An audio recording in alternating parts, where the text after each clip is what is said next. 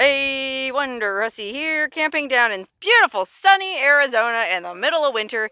It's the place to be. I'm right outside Quartzsite, which is kind of where all the snowbirds come every winter to hang out and camp for free. I'm down here camping with a friend. We've just been hanging out, sunbathing, and being lazy, but today we decided to go for a ride and check out some of the interesting attractions in the area around Quartzsite. And the first stop here is, well, what's it called? The Bouse Fisherman? Bouse, maybe? It's actually Bouse, B-O-U-S-E. It's a little town down here, Bouse. But when he told me about it, my friend Scott here, he said there's this boozy fisherman, and I go, what? Boozy fisherman? Well, whether it's boozy or Bouse, it's a rock intaglio or intaglio. Basically, I've never actually seen one of these things, but they're really well known. I don't know what you'd call them, geoglyphs. I guess they're like big drawings made out of rocks, like huge drawings that, well, they're really best observed from above, but that's okay because I brought my drone and it is kind of windy today. I don't know how successful I'll be, but hopefully I can get the drone up and we can check out this boozy fisherman, the Bouse fisherman. I guess it's an intaglio representing a fisherman. Let's get a good analysis so you just know what you're saying. I don't need to know what I'm saying. I'm really good at talking out my butt. So Scott just Googled, there's cell signal here, what this Bouse fisherman intaglio is meant to represent. It's actually really interesting. It's supposed to be the Native American, whatever the local Native American tribe is. This god Kumastamo, who thrust a spear into the ground and created the Colorado River. Wow, that's actually a pretty cool creation story. Let's go check out the intaglio. Okay, so we just parked over that little ridge right there. It's a short 0.2-mile walk to this intaglio. Oh, look, yeah, here it is. Well, here's a drawing of it. The Bouse fisherman. I guess that's Kumastamo with the spear that he's stabbing into the earth to create the Colorado River. So he's saying this is actually pretty elaborate as far as intaglios go, because I don't know if you can see, there's fish at the bottom, and then there's a sun in the sky. There's even a bird. So, wow. Well, where is it? There. Oh, so we gotta hike farther. Okay, we gotta hike this way. Okay, well, while we're hiking to check out the intaglio, I just learned from Scott that, so an intaglio is a type of geoglyph. Okay, we all know petroglyphs. Those are drawings in rock. I've shot videos of arborglyphs or dendroglyphs, which are drawings carved into trees. Well, geoglyph is a drawing carved into or created from the earth. So apparently geoglyphs could also be like, you know those labyrinths you see? Mazes made out of rocks laid out in concentric circles? That's a type of geoglyph, but an intaglio, or an intaglio, is a specific kind of geoglyph where, kind of like this Jeep track that we're walking along, I guess they kind of just scraped away the ground and made like a shallow, trough or something? Yeah, they scraped all the desert paved, dark, okay, patinaed rocks away. I see, and they leave like the bare naked desert underneath. Yeah. Ooh, okay, now I'm excited to check it out. Oh wow, this is it, man. And it's funny because it's way smaller than either one of us expected. I mean, I thought it was gonna be like this huge thing like the Nazca lines in Peru, you know, where I had to fly my drone overhead to get a look at it. But it's completely surrounded by this little fence here. I mean, I don't mean to disparage it. It's still cool, but I don't know if I'm gonna need my drone. Let's just put it that way. Okay, well, Scott was saying that he went to there's some other intaglios nearby in Blythe that are much bigger, so he too was expecting this to be bigger, but hey, whatever, it is what it is. Let's see what we can see. I mean, it's hard. How did they even know this was a thing?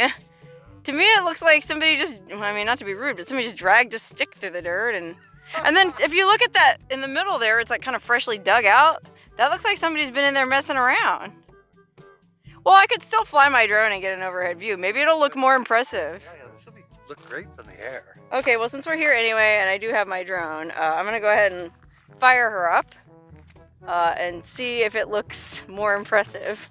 Or, well, I mean, it's still impressive. It's cool. I mean, gosh, I don't know how old it is. It's many hundreds of years old, and that's pretty impressive. So, oh, here's a sign. Let's see what this says. Native Americans of the lower Colorado River region have oral traditions which were handed down through generations. This probably tells the story of the god Kumastamo, who thrust his spear into the ground to make the mighty Colorado River flow. Cool. Okay, so like looking from the sign, Well, gosh, it doesn't look very exciting at all. I don't see anything, but I'm going to bust out my drone and, well, we'll see what we see from above. Okay, let's get out the old DJ Mavic Mini and see what we can see.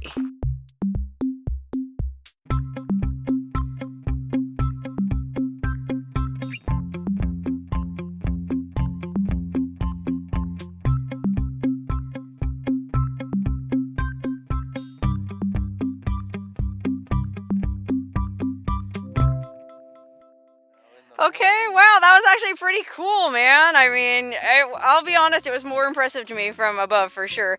Scott was just pointing out, though, that probably it would look more impressive the lower the light was. So we're here at like midday, so there's not as many shadows, you know what I mean? But all that being said, you could still clearly make out the figure of the fisherman, the sun, the waves of the river, the fish, his spear. And then there was a bird up in the left. It was interesting, though, that it looked like there was a spot in the middle that had been scooped out. And we both kind of thought, like, oh, somebody came in here to, like, maintain the intaglio, like, scoop it out and make it deeper. No, I think it was some kind of animal, because it looked to me on that drone footage, and, well, you tell me what you think. It looked to me like it was rabbit poo, or some kind of little critter went out there and decided, inexplicably, to dig itself a little place to lay right in the middle of the Bouse Fisherman. But another thing Scott pointed out that he said I should mention is, again, if anyone can come out here, it's a short walk, you know, less than half a mile, easy trail, but it's really not that impressive from ground level, you know what I mean? Like, if you come out here, this is basically what you see. And I mean, you saw that when we first came upon it. You really can't make much out. It just looks like a little, well, it looks like a little scraped area in the ground. And you know, that makes me wonder how this thing was even identified in the first place, you know? Like, the first settlers out here, whatever they were doing, like, did they seriously notice this? I mean, I'm not trying to disparage this artifact, but I don't know, if I was rolling a wagon through the desert or riding a horse, I don't think I would notice there was anything noteworthy about this particular patch of desert. And they sure didn't have drones back then, so it's not like they would have been able to see it from above, but I don't know, it's kind of interesting. Okay, well, I might as well pack my drone away and get ready to go on to the next location. He just discovered it this morning, and he won't tell me what it is. It's a surprise. So I'm not really sure what I'm in for, but let's go find out.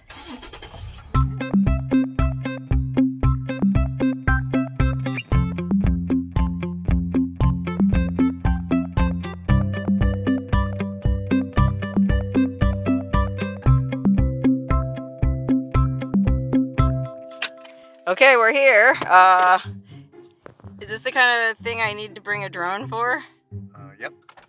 Okay, I'll get my drone and go find out what this mysterious thing is. Okay, so coming at this blindly, I see what looks to be 1, 2, 3, 4, 5, 6, bunch of piles of rocks. I guess maybe it's more intaglios. I don't know. Geoglyphs, excuse me. Yeah, these would be geoglyphs. Okay, so there was a trail going towards them. For whatever reason, Scott says we should start off on that side. So we kind of cut across the desert. Dun, dun, dun! There's an arrow pointing right this way towards whatever it is. Gosh, it looks like there's another maybe rock arrow there. Man, now I'm really curious, and it's probably going to turn out to be something that's not even that interesting, but I'm so fired up now that even if it's just a pile of tin cans, I'd be stoked. Okay, we're gonna go over to this side first. Okay, well, it looks like a circle of rocks. Oh no, it's a square? What are you gesturing? What does that mean? Go over there. Oh, I gotta go look at it from down here. Yeah. Okay. Oh, it almost looks like it's a... Oh, it's a Q! Oh, I bet I know what it is! I bet it says Quartzsite! Oh, stop it! There's a big Q, and that's a big U, and that looks like an A. Damn it, you can't trick Wonderhussy. Well, I feel like I better get out my drone and make sure, because it could say quarter, it could say Quasimodo. You could say Quammen, David Quammen, the noted author. Never heard of him.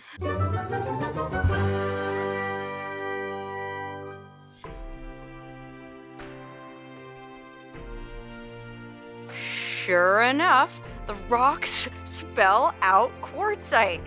And come to find out, these giant letters have been here since World War II, when female pilots who were learning to fly and become WASPs, that's Women's Air Force Service Pilots, used this rock alignment to navigate.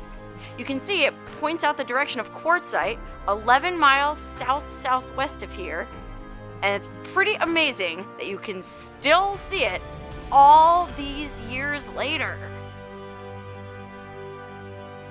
Perfect condition, 70 years old, and even apparently silver paint on the rocks left over. Shut up! 1945. Holy cow, you're not kidding. There is still silver paint. So you're saying that these were totally all silver initially? Possibly. Well, I guess then they would have been more visible to the pilots. True that. Far out! Wow!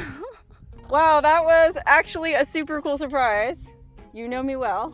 Surprise the hussy. You can't do that every day. Well, and what was cool about it is first we went to the Fisherman Intaglio, which remember, if you remember what I was saying about geoglyphs, there's two kinds of geoglyphs. This is the other kind. So intaglios are scraped away, and then what do they call the ones that are built up like this? Just a geoglyph, I guess. Just a good old-fashioned geoglyph, the way Grandma used to make it. Love it, man. This was cool, Scott. Wow, I feel like I could stay down in this area for another 100 years and never get bored, as long as he was around to do the research. Okay, before we roll on, I just want to take a minute to appreciate the craftsmanship of these letters. Okay, this is the N with the little arrow pointing north, you know, true north, or I guess that'd be true north, not magnetic north. It is true north, actually. Okay, he checked, it's true north. But look how precisely crafted. I mean, I guess that's the military for you. These letters are. And, I mean, you can see they've been here since 1945. There's all kind of plants growing up between them. But even though they've been here so many years, you know, they're perfectly preserved. And yeah, there is that fence where I parked back there to keep people out.